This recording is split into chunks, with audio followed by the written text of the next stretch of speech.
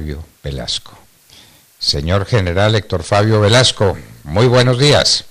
Muy buenos días, doctor Londoño. Es honroso y placentero para mí saludarlo y participar de este programa con usted, con Cindy Larrota, el Mar Córdoba, el señor Germán Sánchez y el equipo de colaboradores suyos.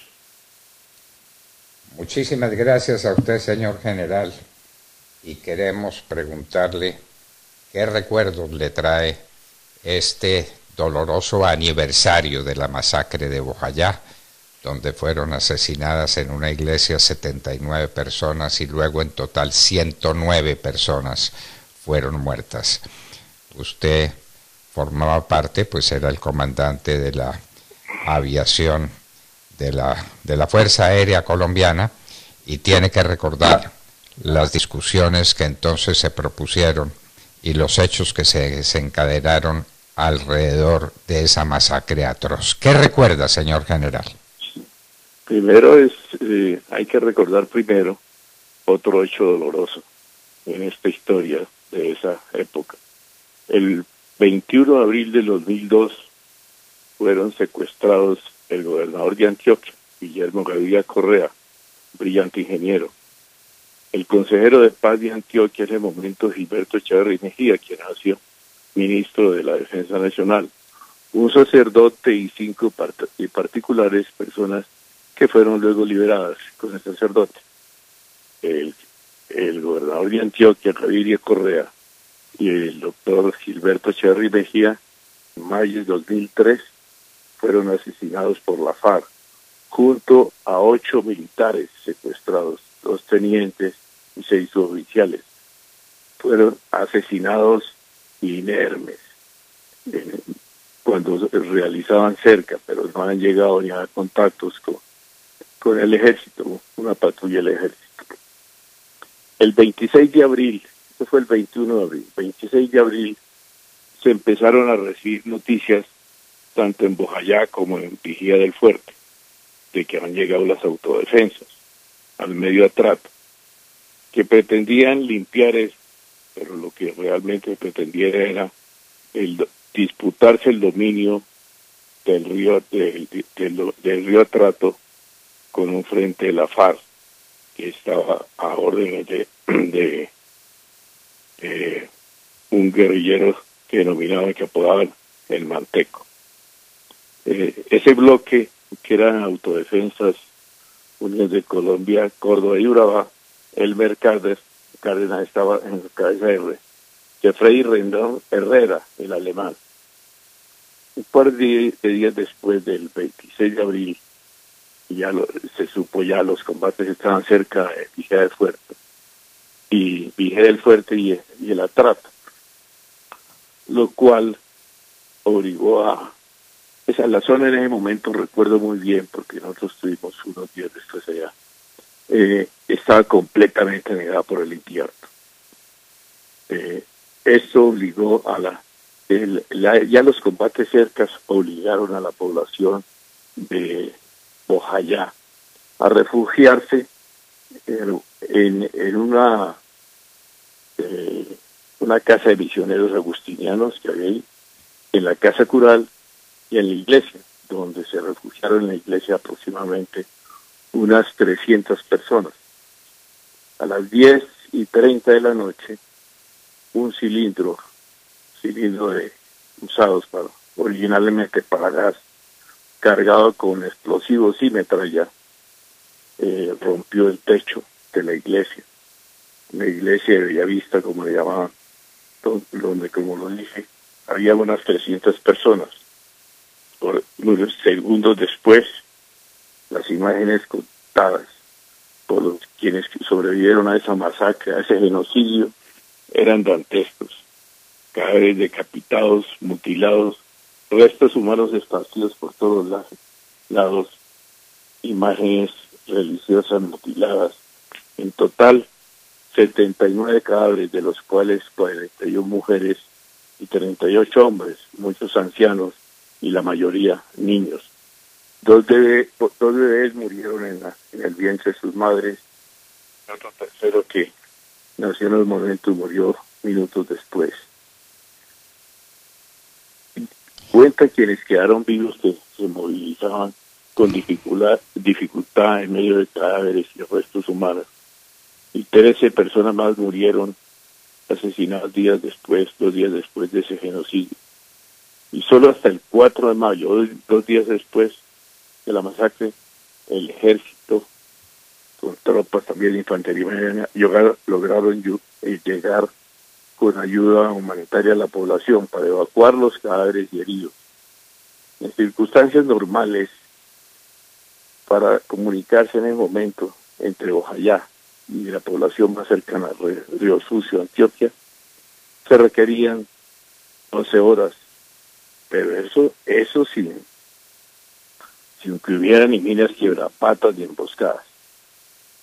Entonces, para llegar en ese momento a las fuerzas del orden, para llegar tropas del ejército, infantería marina, al mando de general comandante de la 4ª Brigada, Mario Montoya, se requirieron 2 días.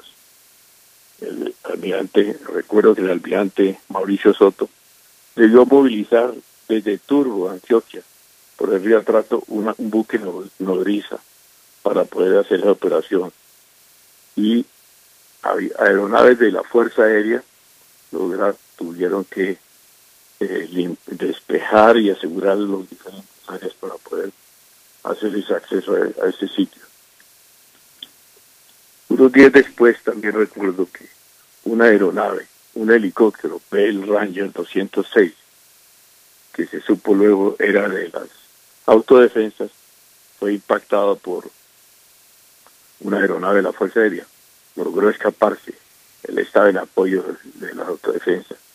Y al día siguiente, que volvió a aparecer, fue interceptado, no obedeció a las órdenes de interceptación, hizo maniobras agresivas y fue destruido, y enviado a tierra y destruido. Lo triste de esta historia, doctor Londoño, es que no ha habido justicia en este caso, en este genocidio. Vemos los autores intelectuales y materiales de este genocidio, uno en el Congreso y otros pues tranquilamente. Mientras tanto, se ha condenado en instancias de justicia nacional e internacional al ejército y a la nación por ausencia del Estado, pero no conocen la triste historia que vivía la nación en ese momento. Empezando el año 98 y terminando el 97, usted recuerda, doctor Londoño, la situación del ejército era tan triste que se hablaba coloquialmente de que el ejército estaba copado.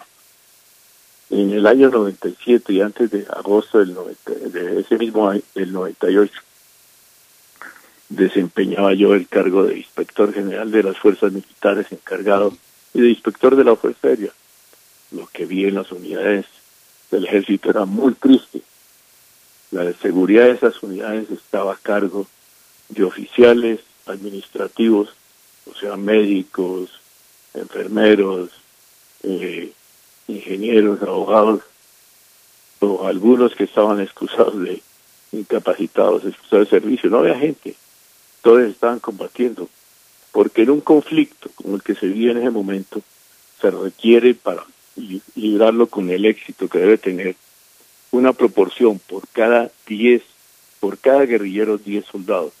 No porque se fuera a combatir en esas circunstancias, porque siempre es lo contrario, siempre los ataques inesperados, la mayoría, eran en una proporción mayor por parte de la guerrilla.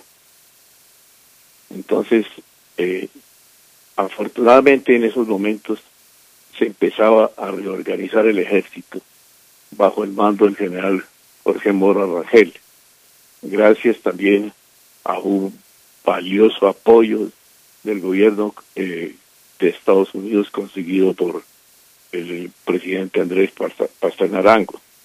Pero lo triste recuerdo también cuando se empezó a reorganizar el ejército, a incorporar más gente, que no había mandos, o sea que no había instructores militares ni oficiales, no suboficiales, todos los operacionales estaban combatiendo.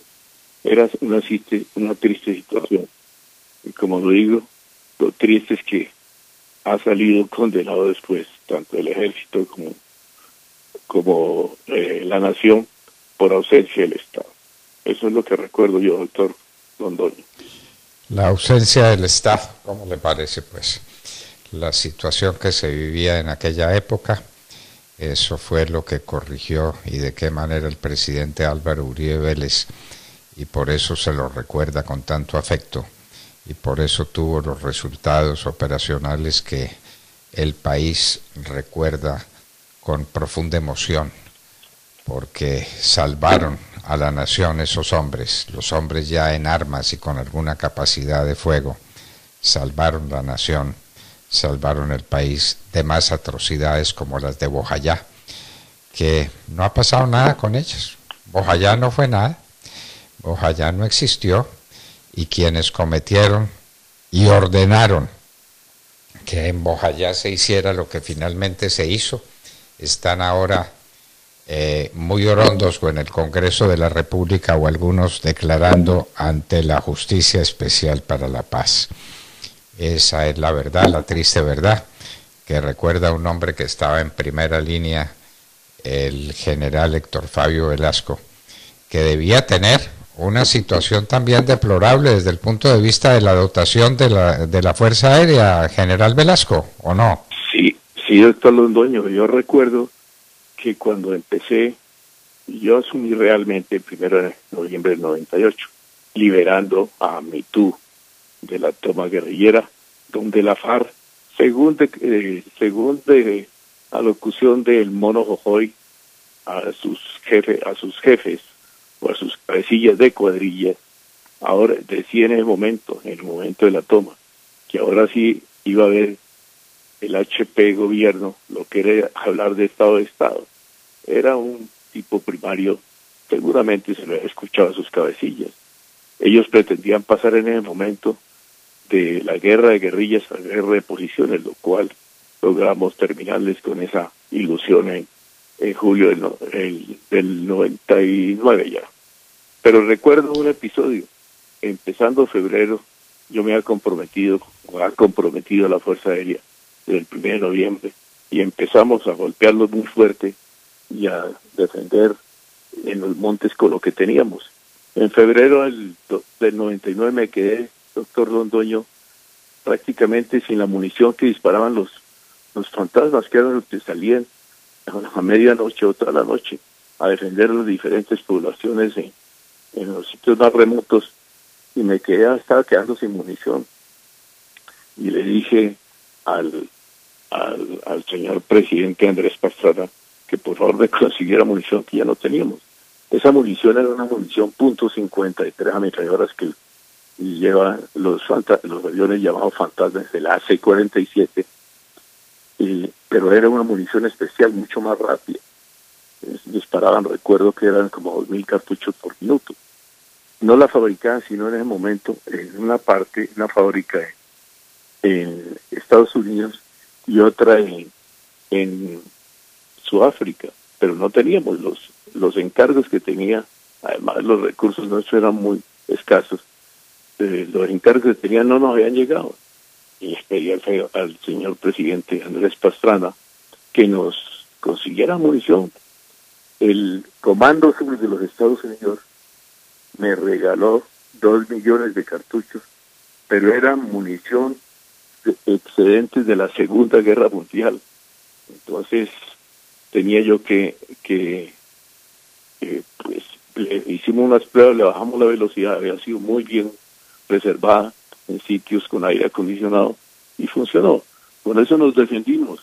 Unos días después, ante la prensa, unos bandidos, quienes yo había hecho meterse a la cárcel porque se han robado unas ametralladoras, 3 ametralladoras, para vendérselas a la Junta de Defensa, de esas ametralladoras .50, me acusaron de que yo estaba destruyendo, porque ordené destruir a los agentes la munición, y tuve que decirle a un procurador que pensaba hacer una iniciación de un proceso por destruir el material de guerra, explicarle que ya no tenía con qué luchar y que cuando se me acabara esa munición, que era lo poco que me quedaba, le íbamos a tirar desde los AC-47 las sillas, que era lo que nos pudiera quedar en el momento, pero era una situación muy triste, no teníamos con qué combatir. Qué horror. Esa era la situación de las fuerzas militares de Colombia, del ejército de Colombia, en aquella época dolorosa. Acababa el gobierno de Ernesto Samper y empezaba el de Andrés Pastrana, que alguna cosa pudo hacer gracias a la gestión maravillosa, patriótica, inteligente de los comandantes de entonces y del general Mora Rangel, comandante del ejército, y del general Héctor Fabio Velasco, con quien estamos hablando, comandante de la Fuerza Aérea Colombiana. Señor general Héctor Fabio Velasco, muchas gracias por traernos estos recuerdos que el país no debe perder, los debe guardar en su memoria, porque la historia es madre y maestra, porque no se deben olvidar las cosas que pasaron para poder enfrentar